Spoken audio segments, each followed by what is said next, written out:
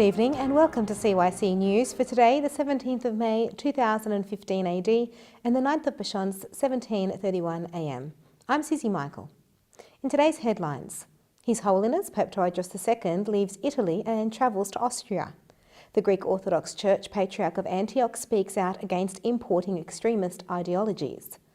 The Egyptian government is criticised for rescuing Christian Ethiopians.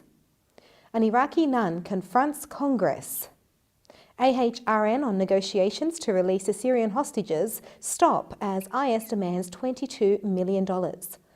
And Amnesty International speak on Christians in Libya who face abuse by armed groups.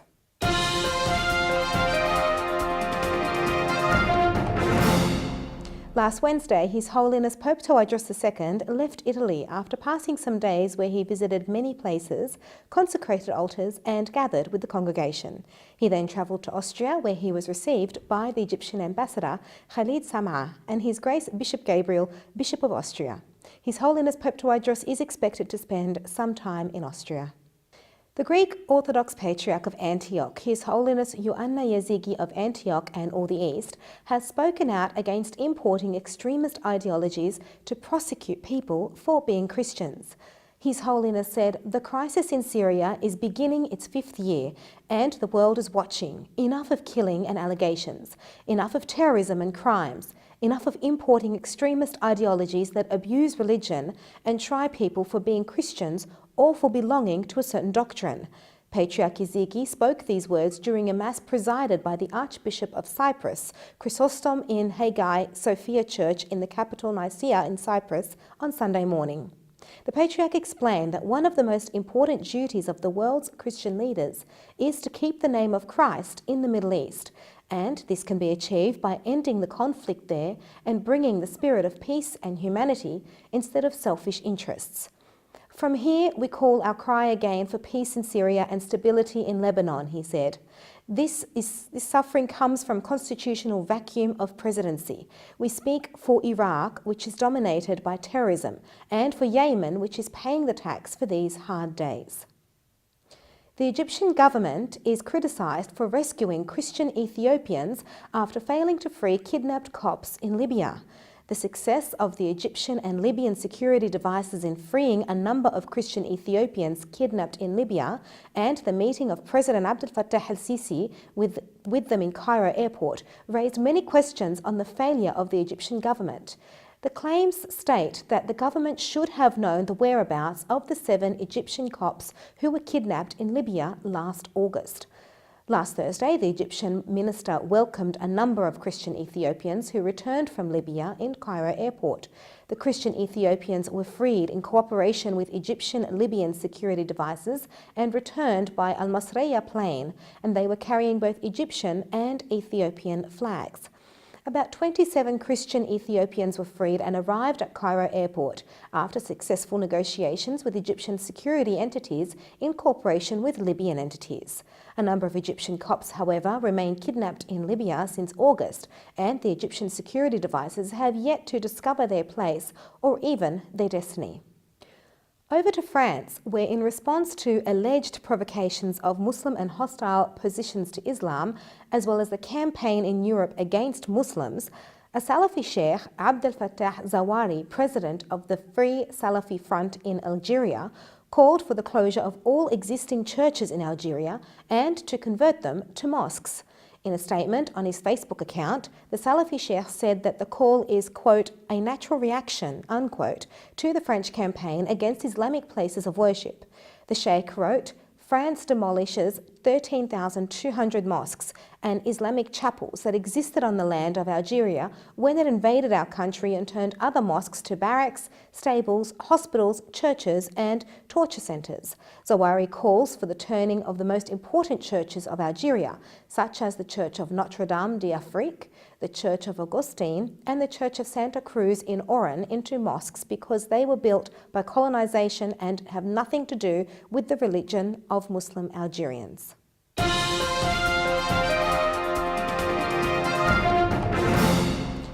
After 3 years of siege, Christians in Aleppo feel that the city has, quote, "no future," and may leave after the schools and universities have their exams, said Antoine Audo, Bishop of Aleppo.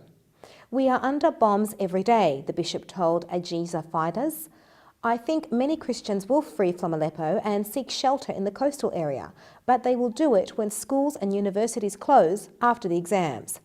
He added, "In the disaster in which we live, even this year schools and universities remained open in the central districts of Aleppo.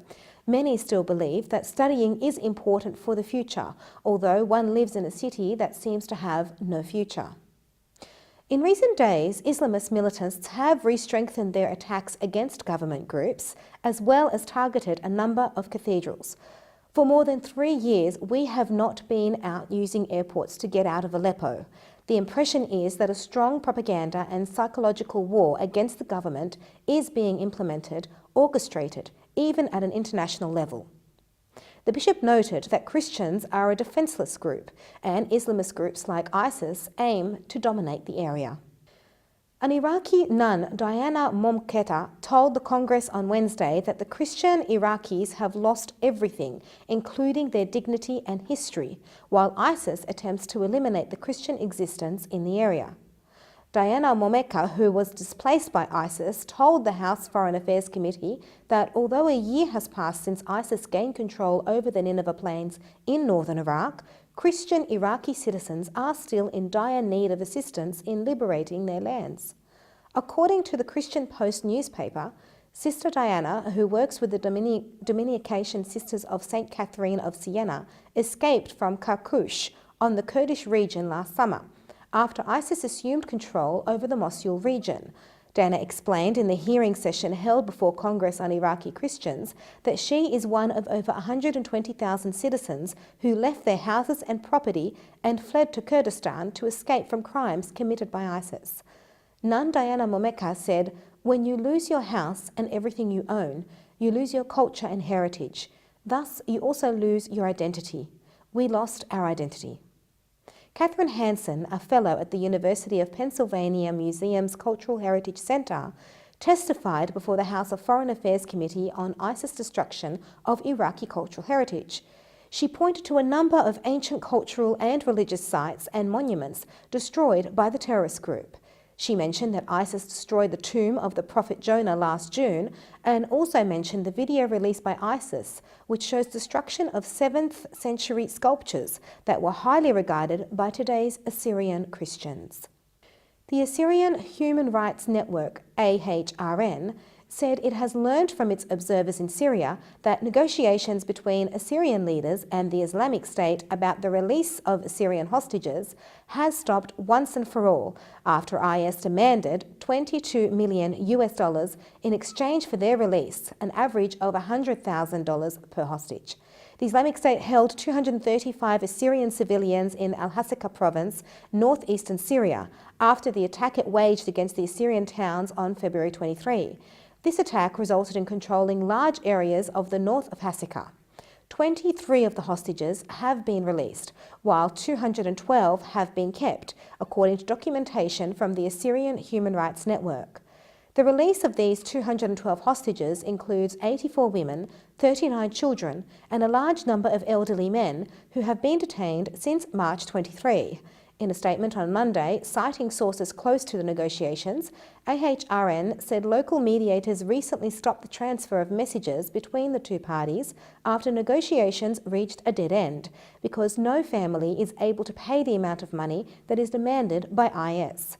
The network expressed deep concern about the fate of the Assyrian hostages, especially since the families of the Assyrian towns and villages in Syria are incapable of collecting the amount required for the release of their loved ones.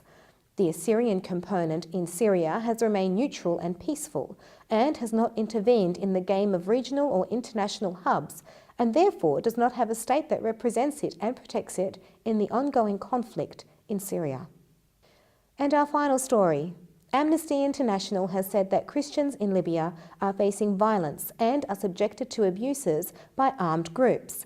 According to Al Hurra website, Amnesty said in a report released on Monday titled "Libya is full of cruelty" that immigrants residing in Libya are facing difficult conditions and horrible violations that force them to risk their lives by crossing the Mediterranean to enter Europe illegally.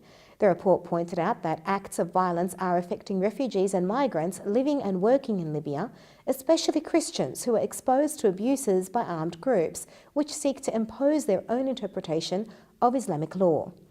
Amnesty said the people of Nigeria, Eritrea, Ethiopia and Egypt have been kidnapped and subjected to harassment, torture and murder because of their religion. The organisation called on the European Union to move to stop suffering in Libya and provided alternative and safe solutions for those wishing to escape from conflict zones in Libya.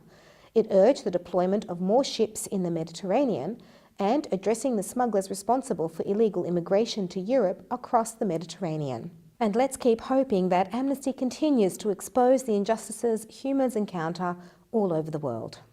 And that's all for CYC News. Stay tuned for more Christian content on CYC. I'm Susie Michael from the CYC studios in Sydney, Australia. Good night and God bless.